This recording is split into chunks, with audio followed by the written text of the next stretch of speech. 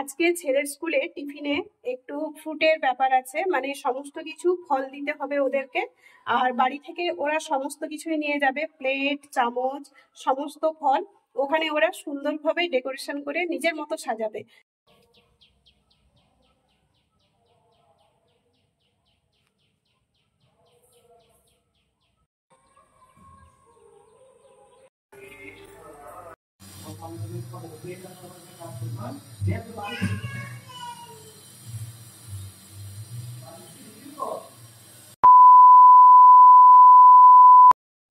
Good morning বন্ধুরা, কেমন আছে সবাই? সৌমিলির সারাদিনের আরও একটি নতুন দিনে তোমাদেরকে ওয়েলকাম জানিয়ে দিনটি শুরু করলাম।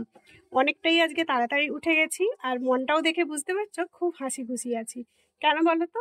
আজকে ছেলের টিফিনটা একটু অন্যভাবে বানাতে হবে। কিভাবে বা কেন সেটা তো তোমাদের সঙ্গে শেয়ার করব আগে। কিন্তু ছেলে তো খেয়ে দিয়ে স্কুলে যাবে, তার জন্য রান্না বান্না করতে হবে। আগে রান্না বান্না বসাই, নিজে একটু চা কিংবা গরম জল খাবো, মেয়ে তো এখনো ঘুমোচ্ছে। তো চলো ঝটপট করে রান্না বান্না করে ছেলেকে রেডি করি, আর কি টিফিনটা বানাচ্ছি সেটা আজকে তোমাদের সঙ্গে শেয়ার করছি। আজকের ভিডিওটি খুবই ইন্টারেস্টিং হতে চলেছে, প্রত্যেককে অনুরোধ রাখলাম একদম শেষ পর্যন্ত দেখার জন্য। চলো আর বেশি কথা না বলে ঝটপট কাজ শুরু করি, আর তোমরা দেখতে থাকো। আজকে ছেলের স্কুলে টিফিনে একটু ফ্রুটের ব্যাপার আছে, মানে সমস্ত কিছু ফল দিতে হবে ওদেরকে। আর বাড়ি থেকে ওরা সমস্ত কিছুই নিয়ে যাবে, প্লেট, চামচ, সমস্ত ফল। ওখানে ওরা সুন্দরভাবে ডেকোরেশন করে নিজের মতো সাজাবে। তার মধ্যে থেকে যারটা বেটার হবে সেটা কিন্তু একটা প্রাইজের ব্যবস্থা থাকে। তো আমি একটু সমস্ত কিছু ফল রেডি করে দিয়েছি, ওকে দেখাবো যে কিভাবে ওখানে ও প্রেজেন্টেশন করবে। চলো তোমাদের সঙ্গে একটু শেয়ার করছি, আর দেখে অবশ্যই কিন্তু কমেন্ট করে জানিও যে কেমন হয়েছে। চলো তাহলে তোমাদের সঙ্গে শেয়ার করছি ওই প্লেটটা। ছেলে স্নান করে খেতে বসে গেছে, আর আমি এইদিকে প্লেটটা সাজিয়ে ওকে সমস্ত কিছু বোঝাচ্ছি আর দেখাচ্ছি। দেখতেই পেলে প্লেটটা কত সুন্দর করে আমি সাজিয়েছি। যদি তোমাদের ভালো লেগে থাকে অবশ্যই কিন্তু কমেন্ট করে জানিও। আর যদি ভালো না লেগে থাকে আরও কিভাবে ভালো করলে হবে সেটাও কিন্তু আইডিয়া দিতে ভুলে না। চলো সবে আমার এদিকে টিফিনপত্র রেডি হয়ে গেছে, ছেলের খাবারটাও একটু ঠান্ডা করতে দিয়ে দিয়েছি। ছেলে এবারে খাওয়া দাওয়া করে বেরিয়ে যাবে, তারপরে শুরু হবে আমার বাড়ির কাজকর্ম, আর সঙ্গে কিন্তু মেয়ের দেখভাল। চলো আর বেশি কথা না বলে তাড়াতাড়ি করে ছেলেকে রেডি করে দিই। ছেলে খাওয়া দাওয়া করে স্কুলে বেরিয়ে যাওয়ার পরে আবারও চলে এসেছি রান্নাঘরে, আর রান্নাঘরে জানালার ফাঁক থেকে পানিকৌটির অদ্ভুত স্নানটা লক্ষ্য করলাম, আর তোমাদের সঙ্গেও শেয়ার করলাম। এখন চলো রান্নাঘরে গিয়ে আমি কি রান্না বান্না করছি সেটা তোমাদের সঙ্গে একটু শেয়ার করি।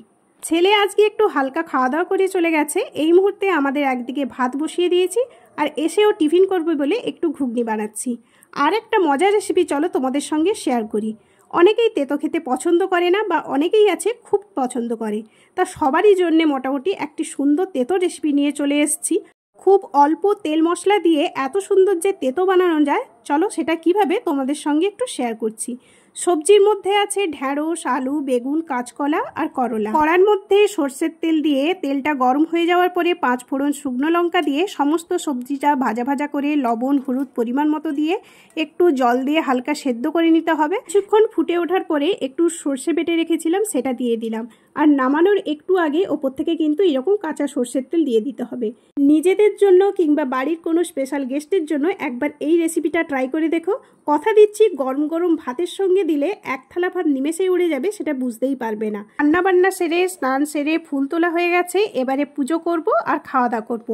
তোমরা ততক্ষণ কি করবে? অবশ্যই কিন্তু রেসিপিটা ট্রাই করে কেমন হয়েছে কমেন্টের মাধ্যমে জানাও। চলো ভালো থেকো, সুস্থ থেকো, আবার খুব শীঘ্রই দেখা হচ্ছে পরের ভিডিওতে। আর অবশ্যই কিন্তু ভালো লাগলে চ্যানেলটি সাবস্ক্রাইব করতে ভুলো না। আজকের মতো টাটা।